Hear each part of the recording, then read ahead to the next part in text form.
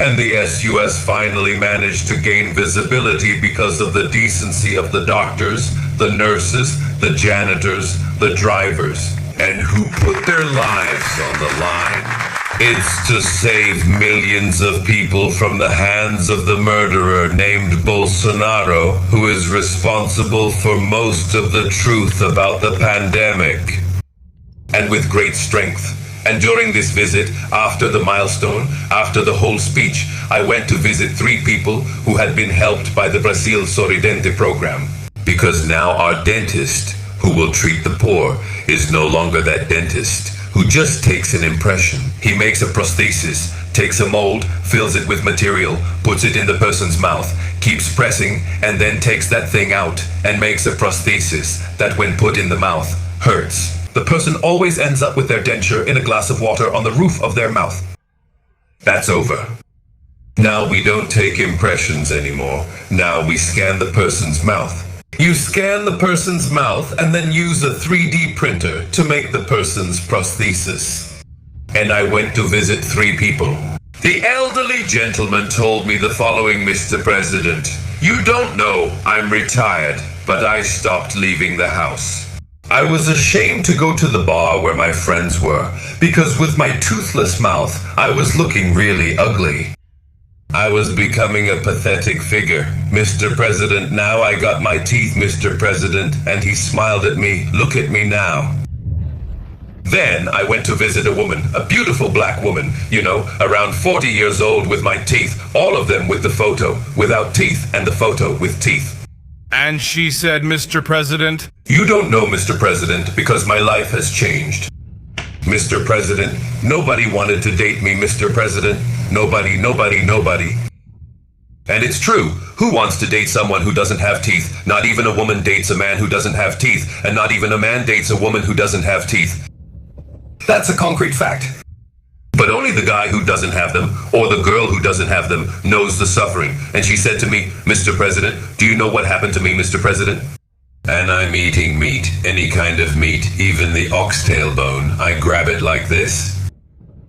I'm eating strange cashew meat, but you know, Mr. President, what I've been doing a lot? Kissing, Mr. President. I've started kissing again. Zilu, honestly, I don't know if everyone with teeth understands the suffering of those like Zilu, Sometimes we look, we see, and we don't worry because it's not about us. It's like someone else's stomachache.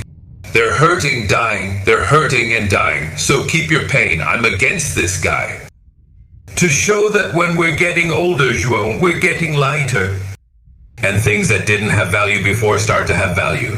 I can tell you today that I think I'm living my moment of fulfillment as a human being in my time on Earth. I have an understanding of things that I didn't have for a long time. And I keep imagining the pride that Alckmin and I are giving you, along with all the people who were part of my administration, to allow, and I'll say this without you thinking I'm being arrogant, to allow that, for the first time in history, you can run a campaign with arguments to defend the government. You can compare. Take the proclamation of the Republic in 1889. Take all the presidents that have come and gone, put everything in a can, boil it to see what kind of social inclusion policy you get. Because this country actually had 2 great moments of social inclusion since the proclamation of the Republic. There was Getulio Vargas, with the minimum wage and thousands living off of it. And there was the CRT series from Getulio in 1943. Which is the reason why the São Paulo elite never held a fair with Getulio's name. Because he gave workers' rights at a time when we were living almost in semi-slavery, and we didn't have the right to vacation time. In the 1946 Constitution, the São Paulo elite said in the Constitution, you can't give workers vacation time because idleness leads them to drinking, and drinking leads to violence. That's how they thought about the poor, and Getulio didn't have the greatness.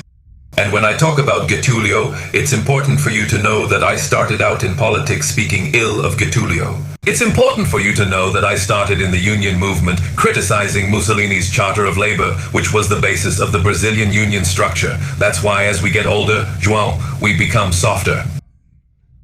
You understand that we're more tired, we're smarter, we have more experience, more accumulated thoughts in our heads that we extract with more patience, with more delicacy. Because look, when we carry out the amount of social inclusion policies that we do, and then you bring up Getulio, what is the moment of greatest social inclusion in the history of this country?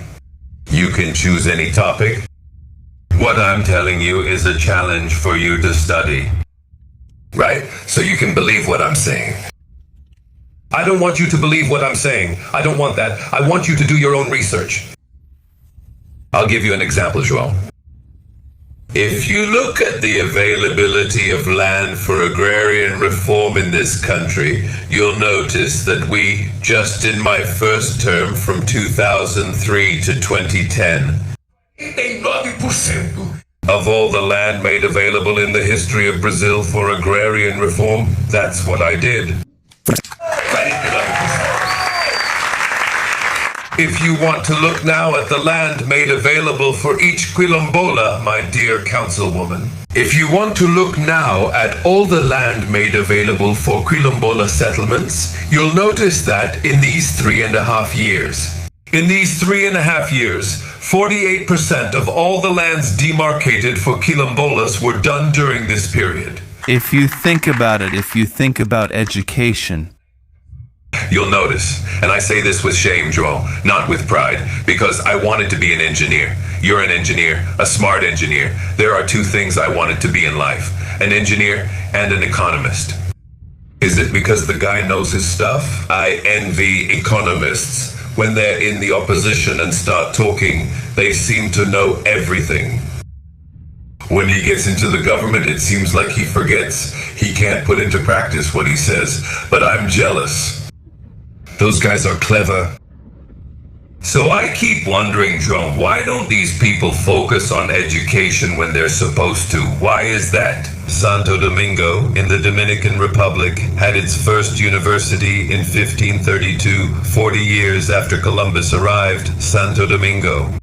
And Brazil. Brazil only got its own in 1920, and Cabral arrived here in 1500, 420 years later. It was because the Brazilian church didn't want young people to study. They wanted them to stay behind. And do you think I'm proud to say that I'm the president? I'm the president who got more kids into university extension programs, and federal institutes than anyone in this country's history. Do you think I'm proud? No, I feel sorry knowing that we could have done so much more because we've already had so many doctors running this country, so many doctors and masters who were ministers of education. Why didn't they do it? Because in this country, the idea prevailed that it should only be governed for 35% of the population, that no one needed to govern for everyone. In my own home, I heard my father say that my daughter won't go to school because she doesn't need to learn how to write letters to her boyfriend. That was it. That was the mindset. The country. So you. You will be proud. John, I want all of you to give access to all the information so that every activist who is defending the current campaign, the congresswoman and the senator, our governors and our president, knows everything we did, every single thing.